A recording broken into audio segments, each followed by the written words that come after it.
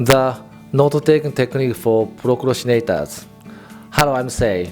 Have you ever felt that despite having good ideas in your busy daily life, you forget them or can't efficiently utilize your thoughts? And then past experiences? Personally, my curiosity is so strong, and while I take on many challenges, I sometimes neglect the reflection and improvement phases. Discovering this book made me ponder if using notes as my second brain could make my life even better. Notes are a tool to face oneself. Check your inner self like you check your appearance in the mirror. This phrase from the book struck me as a pivotal. Let me introduce how to use notes to take proactive actions. While the book covers various note-taking methods, I focus on three: task list, meeting notes, and notes as a second brain. I prefer the online approach, but the book provides essential insights for traditional note enthusiasts. For details, I recommend checking the book. I used to dislike taking notes due to messy handwriting, but with the advent of smartphones, online note-taking became my preference. Recently, even for note-averse individuals, devices with stylus pens and typing options offer a chance to change one's mindset. Even noticed that organized note-takers are often productive at work.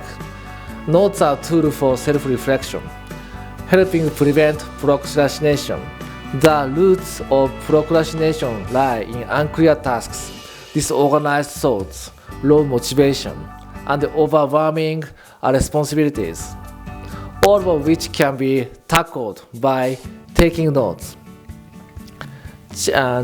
Creating a task management table is crucial, emphasizing both urgency and importance. Setting time limits for tasks is essential for effective time management. Accept that what you can finish within the allotted time is your current capability, and satisfaction should come from the quality achieved. Routines, especially following a 21-day rule, help manage tasks effectively. By prioritizing and setting time for tasks based on urgency and importance, you gain more personal time for activities you enjoy. Prioritizing securing time as problem solving becomes easier when time is available. Deciding in advance what to do during free time gaps is also crucial. For me, reading a book or video editing are my main activities based on the available time duration. When tasks are viewed from a bird's-eye perspective, you can see your entire schedule. It's also important to create space in your schedule to make tasks achievable. By having at least one day a week with no scheduled tasks, you can cultivate a sense of mental flexibility and sustain it. The key to taking notes during a meeting is how to connect decisions made in the meeting to actions. This can be challenging. The book recommends always being conscious of output-oriented input. During meetings, it suggests taking notes while thinking about action plans and simultaneously recording them. Although I haven't tried myself, I think keeping output in mind while inputting information is important. It is likely to become practical and valuable information. Taking notes is also effective for speaking. While I personally don't hesitate much, occasionally my statements become unfiltered. To avoid this, write down a key point in your notes before speaking. Rather than creating a document, jot down points. Also, when speaking, start with your main point, then add reasons. Adding reasons later result in concise questions.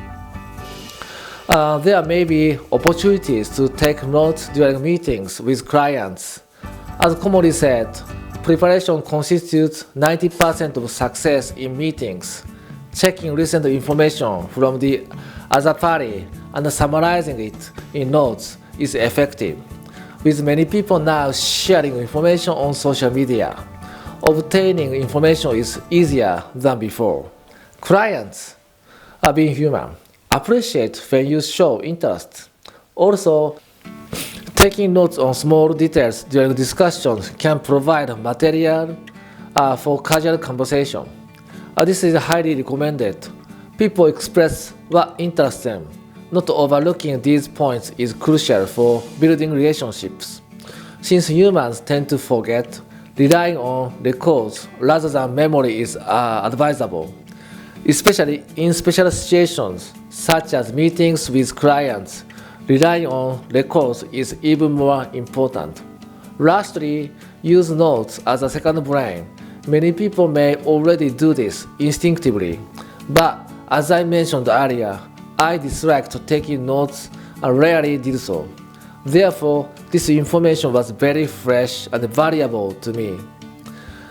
The first method I thought of using notes for was clearing up the fog in my head with notes.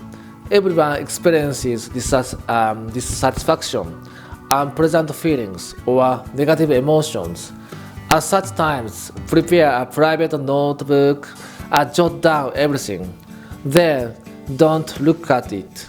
Just by putting thoughts on paper, even without saying them out loud or telling anyone. It's a form of output that can make you feel refreshed. Humans are creatures that want to release everything. If you understand this, this method makes a lot of sense. Suppressing emotions pushes you further, but expressing emotions in words lightens your heart, allow you to see things objectively. Similarly, when generating ideas, it's important to write them down quickly. The temporary memory capacity of the brain is limited. Writing things down allows for later review and organization. If you want to come up with an idea, just write it down for now. If you find something shining among them, that's great. Whether on the negative or positive side, notes help loosen rigid thoughts. The ability to see things from a bird's eye perspective is crucial. You can break your own fixed concept. Even if I say, seeing things from a bird's eye perspective, you might not understand. In fact, I don't fully understand it either. In this book, the author suggests dividing things that come up into things you can control and things you can't control. There's no use worrying about things you can't control, so don't dwell on them. Instead, focus on what you can control and take action. I think this is the first step in gaining a bird's-eye perspective. I also often participate in tennis matches, and I'm not good on windy days. However, there's no point in worrying about the weather conditions.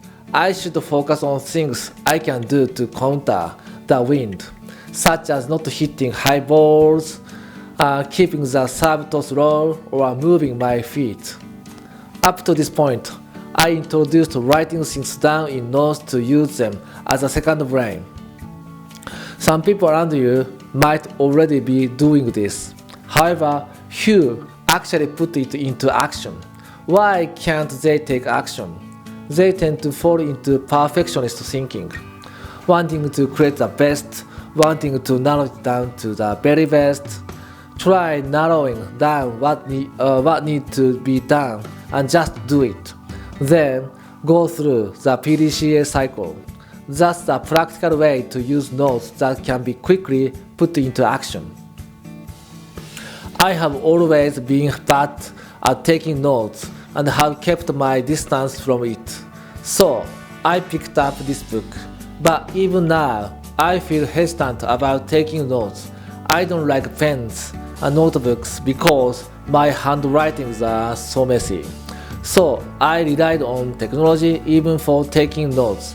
Now I rely 100% on Google. I use Google Calendar for schedules and tasks, and for the second brain function, I use Google Keep. Combining both stylus pen and typing, you can take photos and save them as notes as well. Make a note of ideas that come to mind. When this becomes a habit, it becomes natural to always have the antenna of curiosity raised. A positive cycle begins. In this video, I introduced 3 aspects of note-taking. 1. A task list. 2. Notes during meetings. And finally, 3. Notes as a second brain. There are still many practical ways to use notes in this book, so if you are interested, please take a look. As mentioned at the beginning, notes are the strongest tool for facing oneself, allowing you to see yourself from a bird-eye perspective, like a mirror. From now on, I plan to make note-taking a habit. Thank you for watching until the end. See you later.